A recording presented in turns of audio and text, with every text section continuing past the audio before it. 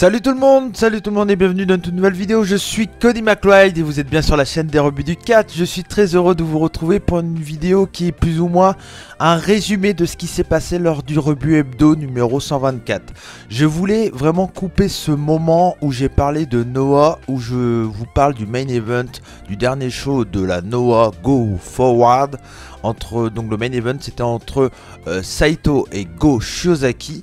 Et donc j'ai parlé du moment, j'ai parlé de ce match, j'ai parlé de cette storyline, de pourquoi pour moi ce match est un 5 étoiles. Et je vous explique tout ça dans le moment où je vous ai coupé. Si je ressors ce moment de cet hebdo, c'est tout simplement parce que voilà, l'hebdo est assez long. Et je pense que c'est un moment important que beaucoup de fans devraient connaître si ils ne connaissent pas Mitsuharu Misawa. Et voilà, et donc ça, je voulais avec cette vidéo lancer un peu les vidéos autour de Misawa qui va avoir lieu très bientôt sur la chaîne des rebuts du catch. J'en ai parlé dans l'hebdo après avoir fait cette chronique dans l'hebdo où je dis que je vais faire une vidéo plus préparée, on va dire, avec Saru. Et je vais faire également, je vous l'annonce ici aujourd'hui, je lui fais un bisou s'il regarde cette vidéo. Je vais faire avec Akam Roshi tout simplement très bientôt une vidéo sur la feud par équipe entre Toei Kawada contre Kobashi et Misawa de All Japan dans les années 90. Et donc je vais faire ça très bientôt avec lui en format podcast parce que vous savez c'est ce que j'aime et c'est ce que je veux faire sur la chaîne des rebuts du catch. Pour le format avec Saru, peut-être qu'on sera dans un format plus monté comme pourquoi pas l'histoire d'un rebut. Voilà, si vous suivez la vidéo avec Kenzo. Donc voilà, je voulais vous faire cette vidéo pour vous rappeler également que l'hebdo c'est tous les jeudis à 20h30. Donc si ça vous intéresse, n'hésitez pas à aller faire un tour. Si vous préférez écouter en format audio tout ce qui est podcast et tout est disponible sur Spotify, SoundCloud et Deezer. Donc voilà, tous les liens seront dans la description pour rejoindre tout ça. N'hésitez pas si vous souhaitez nous soutenir également à laisser un petit like et à partager au maximum. Je compte sur vous. Donc je vous laisse avec cet extrait de l'hebdo 124 où je parle du main event de Go Forward et je vous explique pourquoi ce match est un 5 étoiles. C'était Cody McRide des rebuts du catch. Je vous fais des bisous, comme on dit chez nous. Banzai et surtout, bonne vidéo. Ciao. Donc je remercie Saru qui m'a partagé les infos, que je puisse vous en parler parfaitement ce soir. Donc voilà, déjà, je le remercie pour tout ça. Tous les infos viennent de lui. J'ai fait un peu de recherche également, mais un grand merci à lui en tout cas. Bon, pour commencer, le match est vraiment cool. Moi j'ai trouvé que le match était vraiment cool au point de vue in-ring. Et pendant que je regardais le combat, Saru m'a raconté toute l'histoire qu'il y avait autour de ce combat. Et ce combat, moi personnellement, je lui mets la note de 5 sur 5. Pas que le catch est formidable, pas que le storytelling est incroyablement cool. Si je note juste le match, vraiment, je mettrais un petit 4. Parce que c'est Akitoshi Saito, donc qui essayait de prendre le titre à Go Shiozaki, qui est champion depuis... c'était sa deuxième défense de titre, je crois, Go Shiozaki. Il a déjà 4 règnes de champion chez Noah, si je dis pas de bêtises, Go Shiozaki. Et Akitoshi Saito, c'est quelqu'un d'assez ancien, il a 54 ans. Et il avait jamais eu, ou presque pas, je crois que jamais eu de chance pour le titre Noah. Mais ça, je vais vous expliquer pourquoi. Et pour vous expliquer pourquoi, je suis obligé de revenir 11 ans plus tôt par rapport au show qui a eu lieu le 14 juin 2020. Donc je retourne le 13 juin 2009. Soit le jour où le légendaire Mitsuharu Misawa, créateur de la Noah, est malheureusement décédé sur le ring à l'âge de 46 ans. Misawa, qui était à ce moment-là très expérimenté, je ne sais pas s'il était, alors on peut dire qu'il était dans ses derniers runs parce que ça faisait très longtemps qu'il catchait, avait choisi de partir à la conquête des titres par équipe de la Noah avec un de ses jeunes élèves, Go Shiozaki. Qui est également l'un des élèves de Kenta Kobashi, l'autre légende de la Noah, de la All Japan des années 90 avec Matsuru Misawa. Et donc je reviens à ce 13 juin 2009 où Misawa et Shiozaki défient les champions en titre de l'époque, à savoir Akitoshi Saito, ce même catcheur qui défie en 2020 Go Shiozaki pour le titre GSC, qui était à l'époque accompagné de Bison Smith. Et donc, au bout de 27 minutes d'un match intensif et violent, Misawa se fait porter une back suplex par un certain Akitoshi Saito, qui envoie directement Misawa dans le coma. Et malheureusement, vous devez peut-être sûrement connaître l'histoire, il décède quelques minutes plus tard à l'hôpital. Saito a toujours été un homme qui a été triste après tout ça, vous vous en doutez, et a dû supporter les critiques de ses collègues, fans, famille, etc. après cet accident mortel. Et donc Saru m'a précisé pendant que je discutais avec lui, il m'a dit que Saito, il s'est blâmé de fou, il a considéré qu'il devait arrêter le catch, voire même se suicider. La nuit du décès de Misawa, il est passé par toutes les émotions, mais finalement, il a fait le choix de ne pas arrêter et de continuer. Au départ, les fans lui en voulaient, ils étaient limite compatissants, mais des mecs du business ont commencé à parler en disant que ça devait être intentionnel et tous les coups et tout. Et donc du coup, les fans ont commencé à croire ces personnes du milieu, etc., etc. Il s'est pris une tempête de merde, mais il a tenu le coup. La seule raison que Saito a pu continuer, c'est grâce à la lettre que Misawa avait écrite dans le cas où il mourait sur les rings.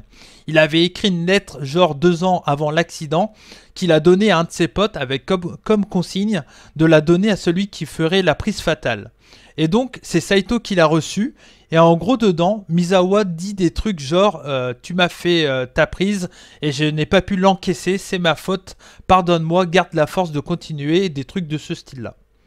Donc là, je pense que vous l'avez compris. Après tout ça, Saito a vécu une carrière difficile où il n'a jamais eu de chance pour le titre JC Heavyweight. Et il a quand même, mine de rien, été 5 fois champion par équipe chez Noah. Il a même été champion par équipe, si je ne dis pas de bêtises, avec Go Shiozaki en 2011, je crois, si je ne dis pas de bêtises. Et donc, on se retrouve 11 ans plus tard, après toute cette histoire-là. L'actuel champion, c'est Go Shiozaki, celui qui était dans ce match par équipe où Misawa est décédé, celui qui a été également champion par équipe avec Saito quelques années après cet accident-là. Et donc, on se retrouve 11 ans plus tard avec un Saito qui défie Shiozaki un peu à l'ancienne avec un papier où le challenger lit le papier solennellement, un truc qui est purement japonais, hein, voilà, mais qui se fait même plus du tout actuellement, mais qui est très à l'ancienne.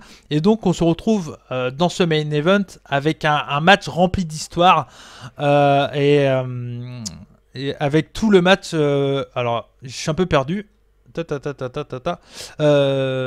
Pouvait être moisi, que c'était pas grave, mais c'était loin d'être moisi. J'ai écrit, je sais pas ce que j'ai écrit. Shiozaki, donc vous l'avez compris, ouais, donc ce match-là est très important, plus que le match. Voilà, c'est quand le catch dépasse la réalité. C'est clairement une histoire, moi, qui m'a glacé le sang. Parce qu'on se retrouve donc avec un catcheur qui veut oublier, entre guillemets, toute cette histoire-là, avec un catcheur qui défend Misawa parce que Go Shiozaki se dit que la Noah, c'est lui. C'est lui l'ace, entre guillemets, de la Noah. Il représente la Noah, et en représentant la Noah, il représente donc Misawa.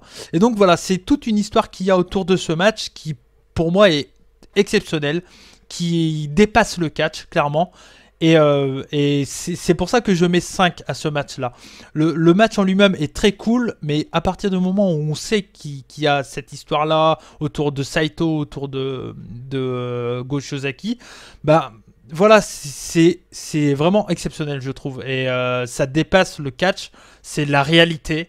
Et pour le coup, moi je trouve que ce match-là est très bien à huis clos parce que c'est clairement une histoire qu'il y a entre les deux hommes. Et avant, quand il y a eu les premiers matchs à huis clos, j'avais dit, ouais, je pense clairement que jamais je mettrais des 5 à des matchs à huis clos parce que le public, le catch a besoin de public, etc., etc. Et pour moi, ce match-là est parfait dans le huis clos parce que c'est un match entre les deux hommes. C'est un mélange de haine, de respect parce qu'ils ont été quand même champions par équipe et ils ont vécu la même douleur. Bon, là, a fait l'accident et l'autre était coéquipier de Misawa quand il y a eu cet accident-là. Et donc voilà, je pense que je m'excuse si j'ai un peu bafouillé tout ça, mais j'ai essayé de vous expliquer au plus simple. C'est vraiment pas facile non plus de vous expliquer une histoire comme ça. Mais est-ce que tu comprends pourquoi, Max, je peux mettre 5 à ce match-là du coup maintenant? Alors, est-ce que je peux comprendre le 5? Peut-être pas. Ouais. Ça me paraît être... Enfin, je sais pas, c'est quelque chose qui est autour. Hein.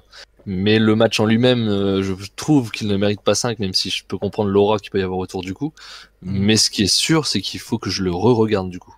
Ouais, bah voilà. Et donc... C'est ça, parce qu'on en a discuté un petit peu en off tout à l'heure. Effectivement, moi, le match, j'ai bien aimé. Mais je disais, moi, je mets 3,75 en match. Ouais. Mais j'avais pas cette antériorité-là et tout ce bagage qu'il faut prendre en compte pour ce match. Donc, ouais, parce qu'on peut même pas dire que c'est une story, quoi. C'est la réalité, le truc. C'est la réalité de l'histoire. Ouais. Ouais.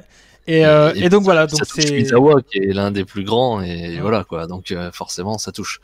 Mais du coup oui, j'ai vu ce match et je pense que je vais devoir le re-regarder, voir si je le vois différemment.